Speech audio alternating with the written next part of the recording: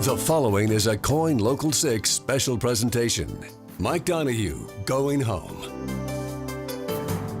Mike Donahue with the top stories. Thanks, Kelly and Jeff. Thank you for joining me for this last newscast. May 31st, 2012. Next, we're going to take you back to the future. Bob Packwood today expressed confidence. A major story in this town today. Some scars in this place. I guess I would call it impressive. The crisis that began with gunshots ended peacefully. You've been here for how long now? I don't know, but it's a good philosophy. After a career at KOIN spanning 44 years, Mike Donahue retires, saying goodbye in his final newscast. Right now, Ed Murrow would probably say good night and good luck. Walter Cronkite would say, and that's the way it is, and Dan Rather would say, courage. I think I'll just say goodbye for now. Good evening, everyone. I'm Jeff Gianola, and since Mike Donahue retired, this studio just isn't the same. I miss him, and I know you do too. Whether it was the eruption of Mount St. Helens, the '96 floods, or the thousands of stories that affected all of us, Mike was there.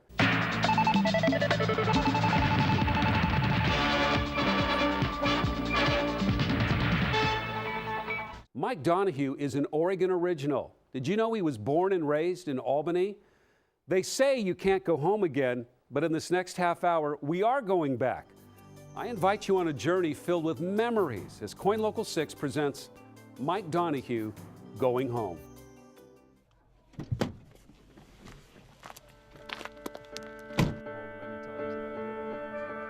Looking at the house again, it's changed a lot. The Columbus Day storm knocked down a lot of trees and wrecked a good share of the outside of the house. He hadn't been back since he was a boy. Our journey begins at Mike's Albany childhood home, a house called Hilltop. We had big oak trees that we put tire swings in, you know. That was fun. Is this the door you used, Mike? Yep, this was the front door then too, as it is now. Yep, it hasn't changed. We had a swinging screen door, like his farmhouse type door that banged when it hit. Now this is your first time back here since you were a boy. Yes, first time in this house. Once inside, the memories came flooding back. This was a built-in kitchen area, and sat here and had many conversations, many family conversations. Has the kitchen changed much? No, I did the dishes right here.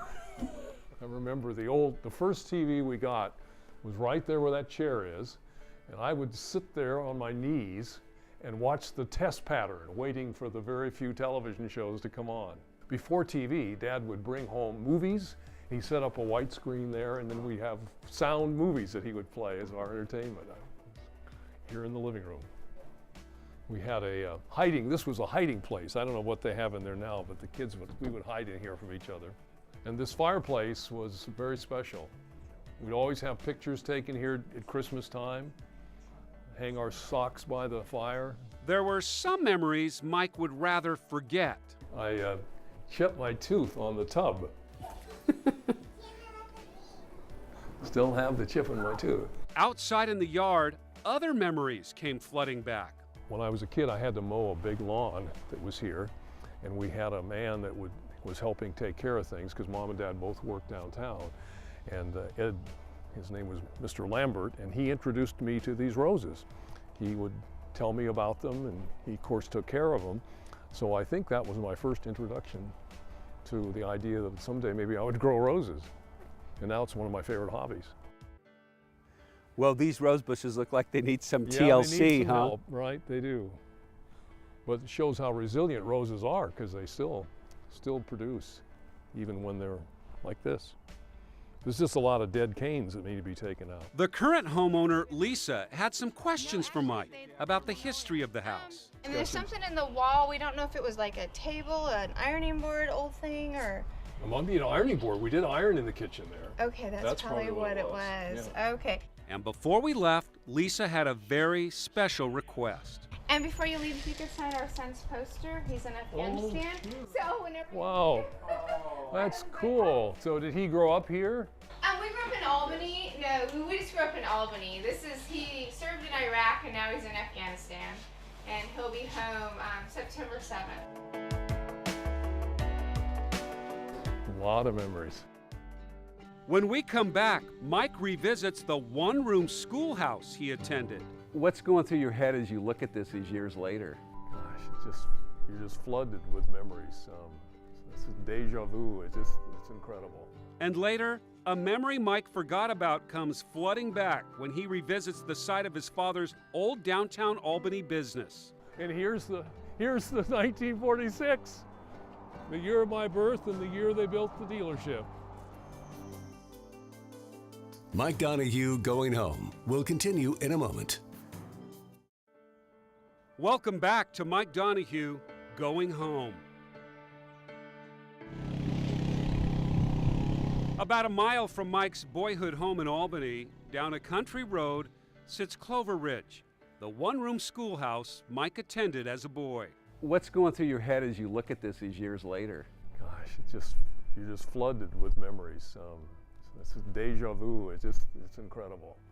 You remember the people you went to school with and the things you did here.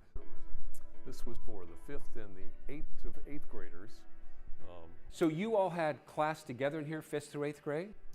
Yeah, so there were only about maybe 10, 12 students in those classes. I mean, it's the country school, so didn't have that many classmates. Blackboard's still here. Christmas, Santa Claus would sit on the stage up here, and we'd come and see him. And my dad played Santa Claus often, but I didn't know it. And one day I looked down at his hands, and I recognized my dad was Santa Claus. Yeah, so this is a real classroom. Hi.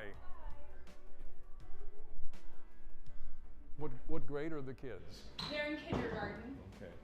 I went to this classroom when I was in the 1st grade. Oh yeah? Wow. 1952. Long time ago. So Mike, this was 1st through? 1st through 4th. Okay. And the 5th through 8th was upstairs. So all the kids were taught together, all the grade levels? Yeah. You get a little bit of individual instruction, but yeah, I think there were only 4 kids in my class, so 5 counting me. And that's why I was such a standout athlete, because most of the other kids were girls. If not all, I think they were all girls. Mike wanted to explore the school basement where he used to play. So what was this, Mike? Well, it was a playroom. They had table tennis tables. Table tennis was played down here. We had the all-school table tennis tournament every year. I remember that. Ping pong. And everybody would try to do as well as they could. But it's amazing that it's still here. A lot of old schools have been leveled long before this, and it's still here as a structure. And so the memories, it's easier to get back to the memories when you see it like this. Making our way out to the playground, Mike recalled other school memories. Knox Butte School is just over there, or was anyway. I don't know if it's still. And we had a big rivalry between Clover Ridge and Knox Butte in any sport that we played together. And the baseball field was out there, I remember. One of my friends had told me we're going to a city school now, and they're going to look down on you as some kind of hick from the country, and you're going to have to fight to defend yourself. So right away I was on guard, and the first day we went out to play, we put us in lines. And I thought it was my line in class. It was first, it put me in a seat at the head of the 3rd row. And this kid said, "No, you go back here at the end of the line." There's the cue, I'm ready to fight him. The teacher comes up and says, "No, we have different lines on the playground. You'll start back there." Just that kind of, I'm not going to be a country hick. You're not going to push me around, bully me. There it is. So Mike, that's the original bell that was in the little school tower there. Then they used this when you were going to school here? I think, if I'm correct, we rang it in the morning and at noon and then again at the end of school. And it was a privilege, something you reward for good behavior that you earn, the right to ring the bell. Wow. A couple of times I got to ring it. See if it still works. Yep. There it is.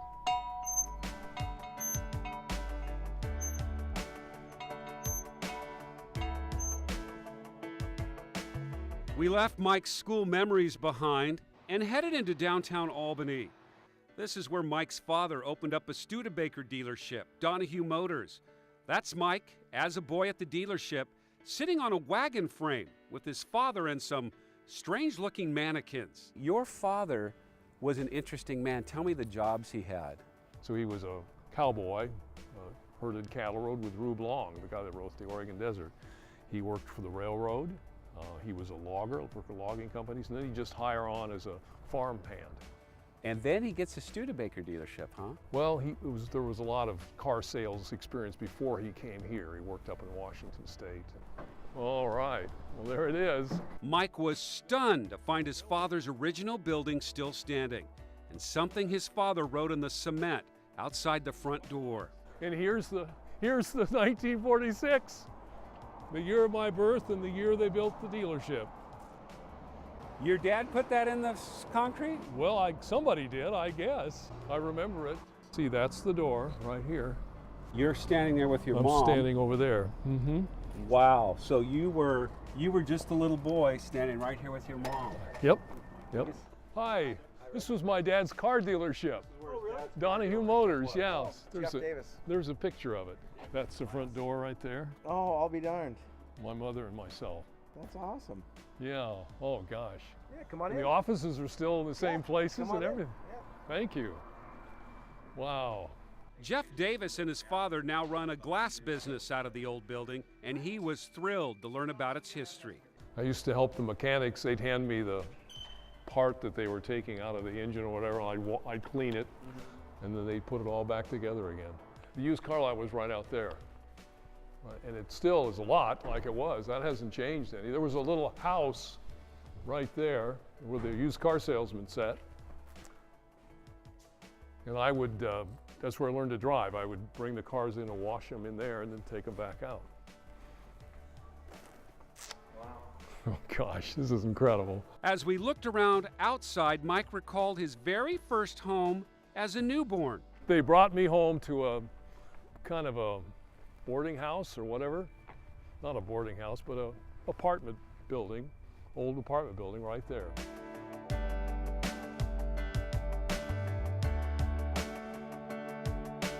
When we come back, Mike takes us to his old high school and recalls his very first news story.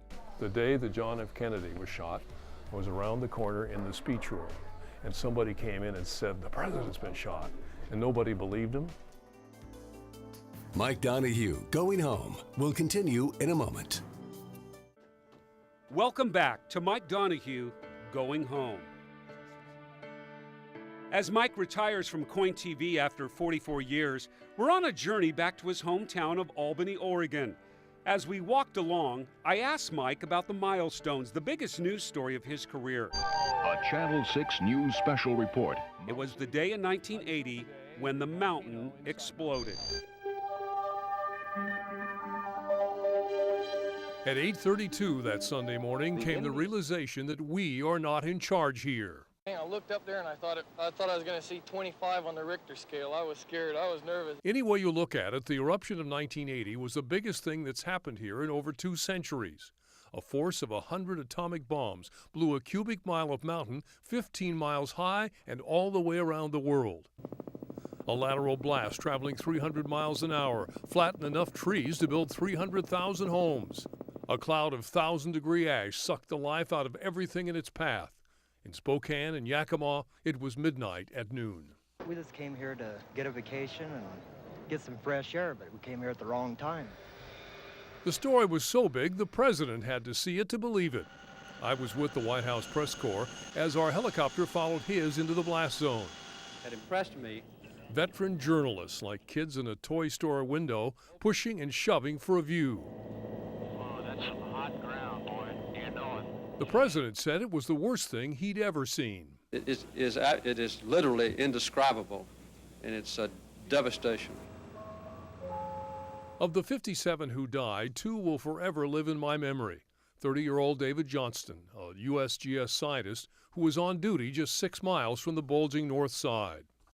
On May 18th, when geologist David Johnson radioed, "Vancouver, Vancouver, this is it," he was standing on that observation point up there. Moments later, he was buried beneath it. Today, an observatory sits on Johnston Ridge, explaining to new generations what happened here. That's my life. Spirit Lake and Mount St. Helens is my life. An earthquake had thrown Harry Truman out of his bed, yet he turned away sheriff's deputies who flew to the lodge to rescue him. That's the last time we saw Harry. He had already foreseen his end. Folks, I've lived there 50 years. It's a part of me. That mountain and that lake is a part of Truman, and I'm a part of it. 3 decades later, what had been formless and empty was a Garden of Eden. Along the Hummock Trail, I saw the colors that nature had painted on an empty canvas. Each one of these seeds, each one of these trees arrived by the wind. The eruption formed new ponds and filled them with life. This quiet creation, to me, made the loudest statement. On October 1st, 2004, after an 18-year nap, the volcano was awakened by a swarm of earthquakes. I mean, this could simply be St. Helens' attempt at telling us, hey, I'm still a live volcano, don't write me off. It wasn't another big one, but big enough to create a memory for a new generation. It's the best thing probably I've ever seen as far as geology and life going on. The eruption of Mount St. Helens is a new story without an ending, and why we can say, with Harry Truman, that mountain is a part of us. Back home in Albany, as Mike stood on the porch of his boyhood home, he recited those famous words of lodge owner Harry Truman. Mount St. Helens is a part of me, and I'm a part of it. Okay, we got to get in a picture. Well, don't eat it. Mike has a great sense of humor, and over the years, as styles changed, Mike never lost that gift. In one of my first stories for KOIN, I used this gas guzzler as a visual aid for a new energy plan. In essence, Governor McCall's task force is asking Oregonians to return to the 1950s, to adopt a revolutionary new lifestyle. Think this outfit is retro? Try on these. The set is our first newsroom before we move to the KOIN Tower. In 1999, a photographer and I went to Southeast Oregon, where the deer and the antelope play, to try out the state's new backcountry discovery tour. Unfortunately, we hit some sharp rocks that flattened both rear tires. We were stranded in the wilderness. This isn't supposed to happen on the Discovery Trail. I walked and hitchhiked 20 miles to John Day and brought Les Schwab to our rescue. When President Ronald Reagan announced he was coming to Klamath Falls in 1983, I was assigned to cover the visit. The Klamath Falls White House says Air Force One will be wheels down at 10:30 tomorrow morning here at Kingsley Field. He was to be driven to a Weyerhaeuser lumber mill. His advanced Secret Service team, though, panicked when they learned the average resident owned 3 guns. The agents deputized every peace officer they could find to guard the road leading to the mill. To the cowboy movie star, though, guns and pickup windows were old hat. Came down here and I took one look at the building and I said, someone needs to climb that. In July 2000, when environmental activist Trey Arrow climbed onto the ledge of the Forest Service building, I went up to interview him. Call it creative journalism or call it a stunt, my news director rented a cherry picker. Michael Scarpitti, his real name, was an experienced tree sitter protesting a timber sale. Nothing will fall. The only thing that has the potential of falling is myself. He stayed up there 11 days. Oh no, I'm completely empathetic with the fact that I'm trespassing, and they want me to leave. Absolutely. Come and get me.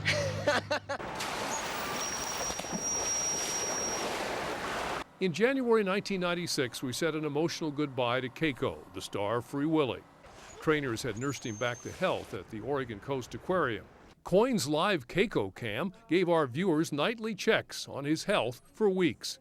An Air Force Globemaster flew the killer whale, grown to almost 4 tons, to his home waters in Iceland.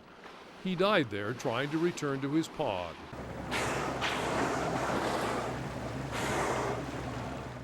One other animal story. In the days leading up to the eruption of Mount St. Helens, we were doing live reports from a hilltop near Amboy.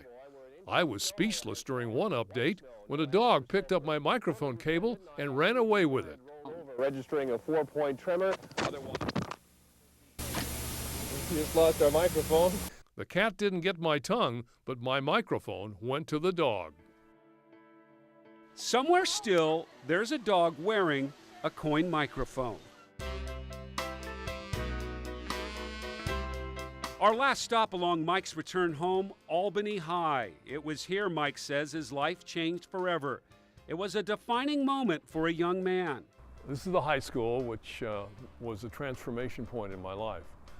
I wanted to be a professional athlete, but didn't have the talent. And finally realized that when I tried out for the baseball team my sophomore year, and I was cut. So we start something new. Well, some of my friends said, you know, Mike, we're going to run you for junior class president. And I said, me? You know, I was a wallflower. I didn't think anybody knew me, but they ran a great campaign. I was elected. The next year I was elected student body president. Meantime, I took a speech class. Opened up the shell, and then, you know, I was kind of, a new person came out. I took a journalism course. I took the yearbook staff. So how it turned out is I was on the sidelines of all of these games that I'd wanted to play in as an athlete, taking pictures and writing news stories. So that was my future. It completely changed here. One memory from high school came flooding back for Mike, a moment in history that became his very first big news story. The day that John F. Kennedy was shot, I was around the corner in the speech room, and somebody came in and said, the president's been shot, and nobody believed him. So I ran here to the student body office, and I had a transistor radio in my bottom drawer, and I turned it on, ran back in there, and confirmed that the president had been shot. During our journey back home, Mike visited the house he grew up in. He toured the old one-room schoolhouse at Clover Ridge, where he attended school as a boy. Still a building. And he discovered the building that housed his father's old car dealership, with the date of his birth etched in cement by his father many years ago, still outside the front door. They say you can't go home again, but Mike Donahue never really left. Mike is part of Oregon, and forever one of its favorite sons.